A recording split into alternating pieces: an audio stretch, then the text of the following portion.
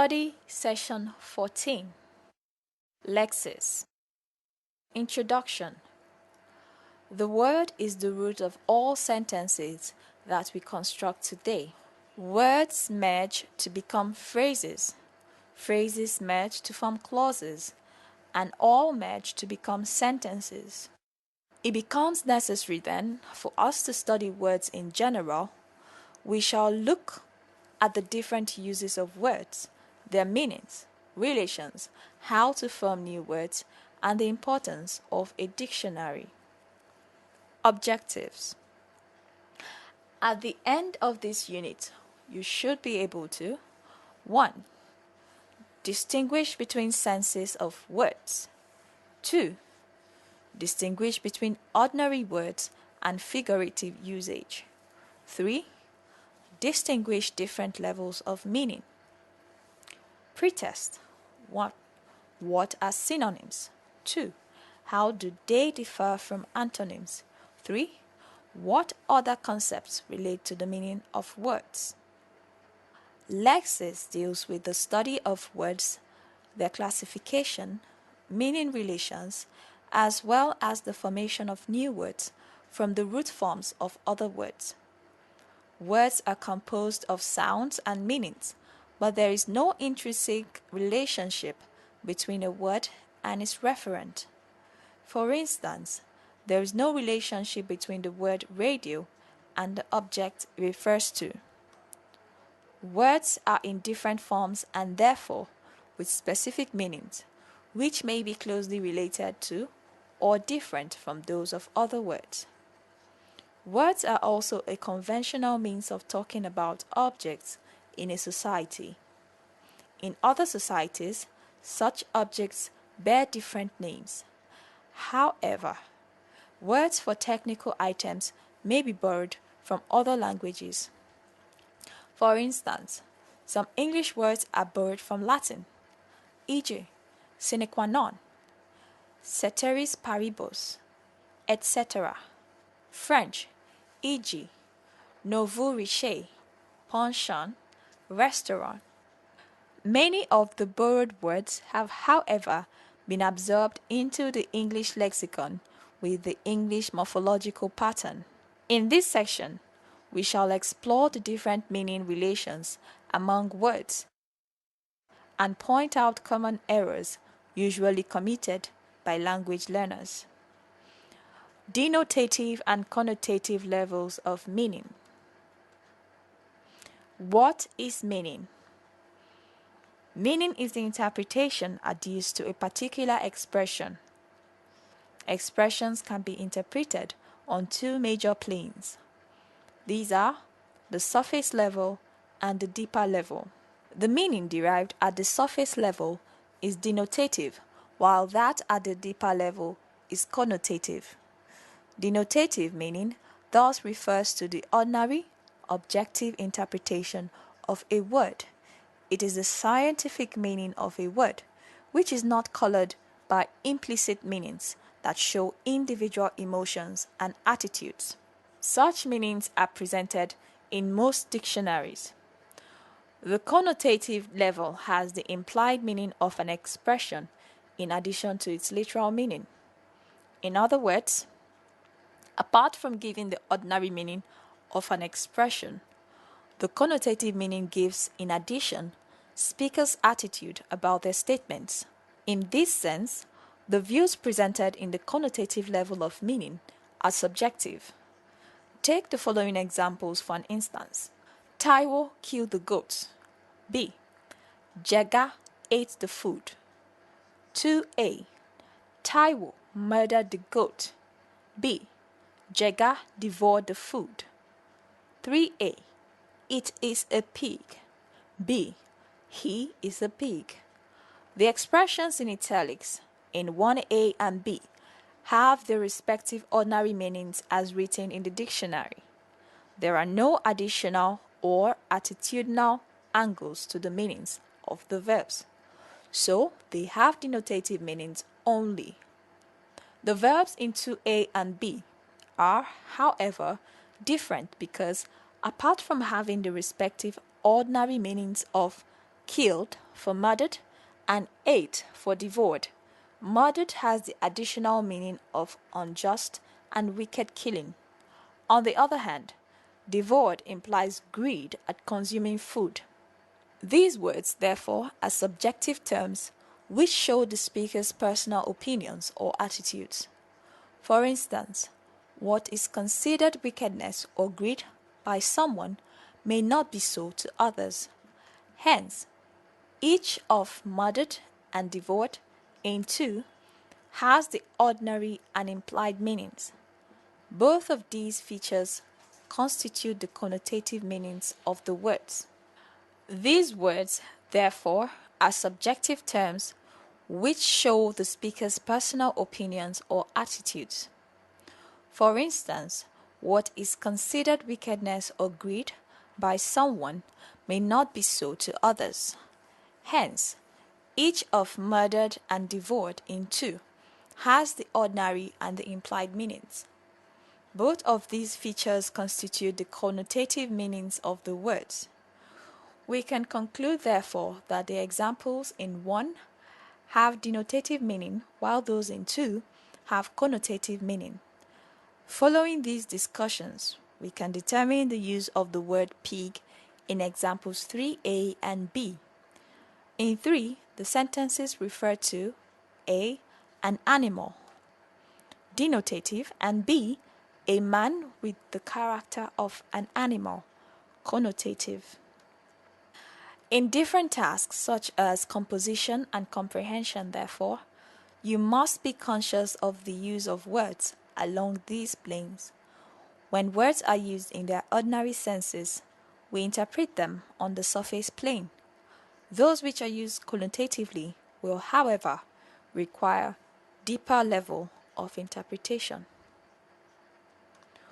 Collocation. Words co-occur in a sentence to give it a particular meaning. In this sense, the sentence is narrowed down to a particular interpretation out of other possible interpretations or choices. This co-occurrence of words is called collocation. Words that co-occur complement the meanings of one another to give the meaning intended by the author. Collocations are in different forms. Certain word combinations behave like single words, while other word combinations behave like independent words which are united by meaning. These different patterns are discussed below. Collocations are either fixed or free. When they are fixed, the constituent words of the collocation recur together with the same meaning. The ordinary meaning of each constituent does not count or reflect in the overall realization of the meaning of the entire collocation. Moreover, the number of words in the entire collocation cannot be increased or reduced. Their order cannot be changed. For instance, the word that precedes the other cannot be put in front of the other word. Fixed collocations are generally idioms, because idioms have the features discussed above. Here are some examples. 1. Jane threw in the towel. 2. Abu ate an humble pie. The italicized expressions are idioms. The first means surrender or give up trying, while the second means admit that one was wrong. Whenever and wherever each of these expressions occur, their meanings revolve round the same ideas stated above. We can neither add more words to those in the idioms, nor can we reduce the words in each without destroying the original meaning. For instance, the following expressions will not give us the intended meaning. 3. Jane threw in that expensive towel. 4. Jane threw towels. 5. Abu ate an extremely delicious humble pie. 6. Abu ate pies. In 3 and 5, the idioms are lengthened by the addition of adjectives, but in 4 and 6, the idioms are reduced. In both cases, The meaning concerns either the towel or the pie, which are quite different from the original scientific meanings in 1 and 2 above. In 3 to 6, the individual meanings of the words are considered, while in 1 and 2, the total meanings of the italicized words are arrived at. Notice that in informal writing, you can be creative. This creativity may include twisting words to suit your purpose. In this sense, the above expressions might be acceptable. However, they would then be seen as metaphors rather than idioms. Free collocations, on the other hand, do not always co-occur. Rather, an item may occur with an item in a sentence and yet another item in another sentence. However, when they occur like this, they have different meanings depending on the new words they collocate with. Examples of these are phrasal verbs and figurative expressions. 1. They backed out when the battle was tough. 2. Some students were sent down for unruly behavior. The italicized words are phrasal verbs. Each of them contains a verb and an adverbial particle. The first expression, backed out, means withdraw, while sent down means expelled. In each of the expressions, the two words combine to their separate meanings to arrive at the single meaning. Thus, back has an element of turning back, while out has an element of detachment. Also, sent has the element of an order to proceed, while down implies a fall.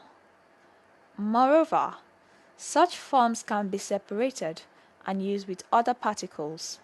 Examples include back pass, back up, back down, backslide, send off, send away, send for, send back, etc. Another form of free collocation involves words which are distanced from each other. The 2 or 3 words in question naturally belong to one another and complement the meanings of one another. Here are examples. The thief's corpse is lying on the road. 2. The carcass of the goat is in the gutter. In 1, the thief, a human noun, collocates with corpse, the term for dead bodies of human beings. In 2, carcass collocates with goat, and both refer to an animal's dead body. In essence, the words are not interchangeable in these contexts. Figurative expressions. Recall that we attempted a brief description of this topic on the language and expression above. In this section, we broaden the discussion. Figurative expressions refer to words or phrases in language use. These expressions are distinct because they are colored by rhetorical or attitudinal rather than purely semantic values. Such expressions usually go beyond the denotative and the connotative meanings of words. The major difference in the three is that while the denotative use of language contains ordinary meanings, the connotative use gives implied meaning that is additional to the ordinary expression. Figurative meaning contains implied meaning that substitutes the literal and the additional meaning. Consider the following sentences. 1. Ngozi devoured the food. 2. He devoured the girl with his eyes. 3. The doctor treated the patients. 4. She doctored the accounts. In 1, while the word means ate in the ordinary sense of food consumption, devoured in 2 means gazing with deep interest at. In 3, doctor is a noun with its ordinary meaning. In 4, however, doctored means adjusted the accounts to satisfy some possibly unofficial interest. Thus, in the sentences 2 and 4, examples are figurative expressions in the sense that they each paint a picture that is different from the literal or connotative meanings of the italicized words. Synonyms. Synonyms are words that have similar, though not identical meanings. To arrive at an accurate meaning of a word, we need a good dictionary which states both the different shades of meaning and the context in which the words in question can be used. Notice, however, that close words are to each other, they can never be absolutely the same in meaning. The meaning in a context may only be identical.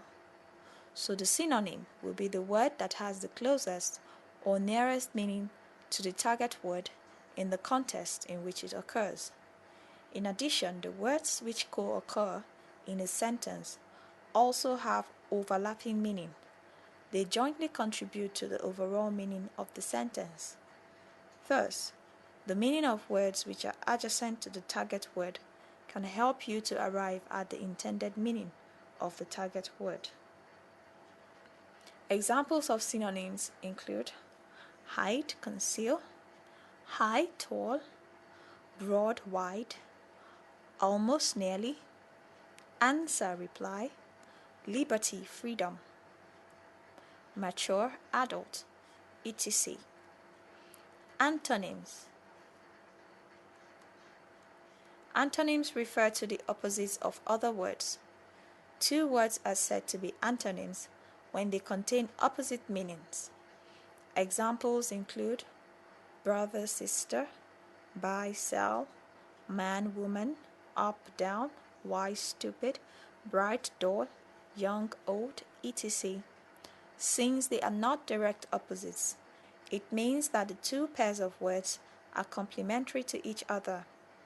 However, two words that are considered to be antonyms may not necessarily be opposites. This relates to gradable adjectives such as few, large, thin, fat, big, small, and wide, narrow. For these pairs, there is no absolute measurement. What is considered few in an instance may be considered as large at another instance. This depends on what item is compared to it. Polysemy is a situation in which the same word has different meanings.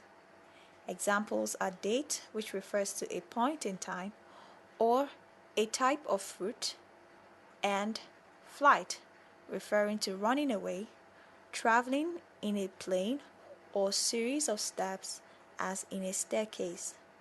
Polysemy is often related to homonym. Homonym refers to several words that have two or more unrelated meanings, e.g., bank of a river, financial institution, bat, flying creature, used in sports, and pupil, student. Eyeball. However, it differs from polysemy. While polysemy is listed as an entry in a dictionary, homonym is listed as multiple entries. Ambiguity. Ambiguity is a meaning relation in which a word is capable of different interpretations in the context in which it occurs. There are three forms of ambiguity. These are phonetic, grammatical, and lexical ambiguity. Phonetic ambiguity results from the phonetic structure of words in a sentence. Although the words may not have the same spelling, they are pronounced alike. Examples include see, area of jurisdiction of a bishop, sense of sight, and race, speed, ethnic group. Phonetic ambiguity also occurs in homonyms. A look at the examples under polysemy shows that they are also ambiguous because the same word has different meanings. It follows that polysemy, homonymy, and ambiguity are closely related. Grammatical ambiguity relates to the occurrence of some affixes in certain contexts. The prefix in, for example, means not in insecure, invaluable, and inescapable. However, it means within, in, into, infixing, and inborn. In lexical ambiguity, the same word may have two or more meanings in a particular structure. Examples include the English teacher. This expression can refer to the Nigerian teacher of English language or the teacher that came from England. Also, board can refer to a group of decision makers in a company, a chalkboard, or food served at a hotel table. Hyponymy. Hyponymy is a relation of meaning inclusion. This means that given two words, the meaning of one can be found in the other. For instance, family includes father, mother, children. Animal includes goat, dog, horse, and sheep. The terms family and animal are upper terms and are referred to as superordinate. The words they include are lower terms and are called hyponyms. Thus, father, mother, and children are co-hyponyms, while goat, dog, horse, and sheep are also co-hyponyms. Hyponyms also involve entailment. This means that once an item is mentioned, it may also refer to other items. For instance, sheep entails ram, spinster entails unmarried. Paraphrase. Paraphrase is a meaning relation in which different expressions still maintain the same meaning. Here are examples. Eve gave Adam an apple. Number 2. Adam was given an apple by Eve. Number 3. An apple was given to Adam by Eve. Number 4. Eve gave an apple to Adam.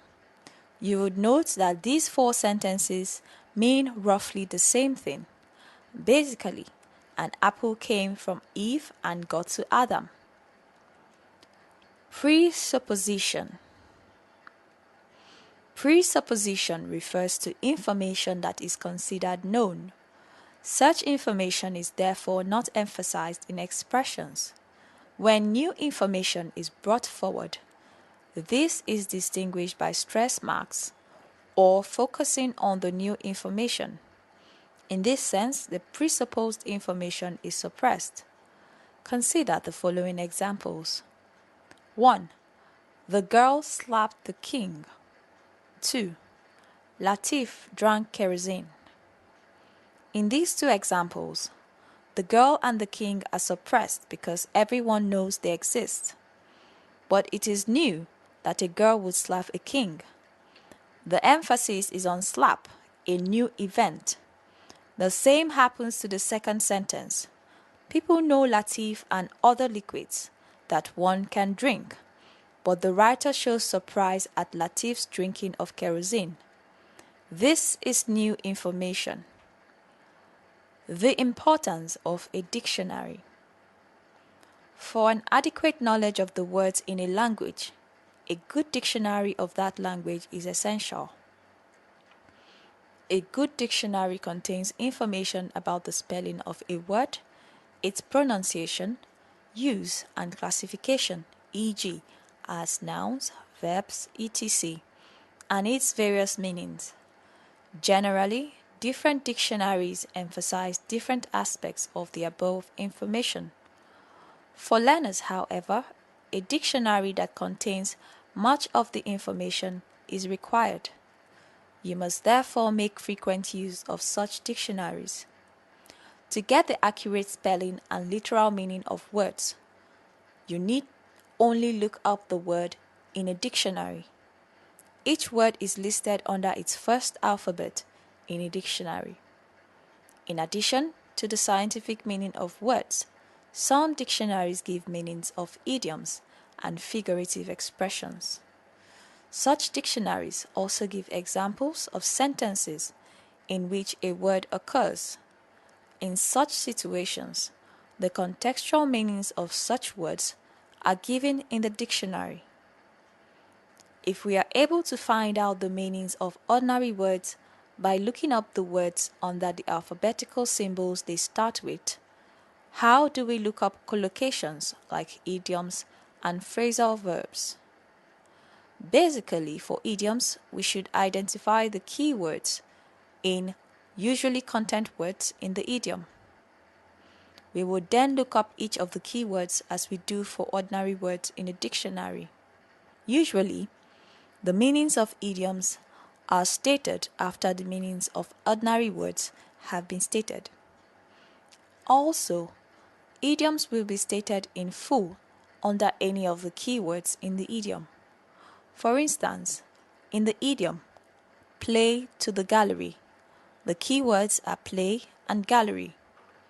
These words are important because they are content words.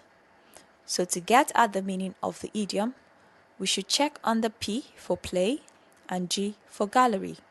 In either or both cases, the idiom and its interpretation will be found. The same process applies to phrasal verbs. Since each contains a verb and an adverbial particle, the key word is usually the verb, and on very few occasions, the adverbial particle. So we should look up the meaning under the verb. So, in hand in, the relevant word is hand, a verb. For other words or collocations, the individual meanings of each word will be balanced against the meaning of the other words in the sentence. When they match, we know they collocate. When they do not, the more usual collocation is written in the dictionary with its meaning. Each of the words can also be treated like words which have the literal and ordinary meanings. Having discussed the importance of a dictionary, it is necessary for us to discuss the thesaurus. The thesaurus functions like a dictionary in some ways, but it is not exactly the same as a dictionary. The words in a thesaurus are organized in groups which have numbers. Each group is in a particular meaning area. Words in each of such group, therefore, provides different shades of meaning to the concept. The groupings discussed above form the first part of the thesaurus. The second part contains alphabetical listings of the words in the thesaurus. The words are listed as in a dictionary. However, each word so listed has certain figures listed after it. The figures refer to the groups under which the word and related ideas are listed. To get the related meaning of a word, we first look up the word in the second part and then copy the figures in front of it. We will then go to the pages indicated and check for the words we need. Note that this is not for the meanings of the word per se, but for the words that are substitutes for it in some contexts.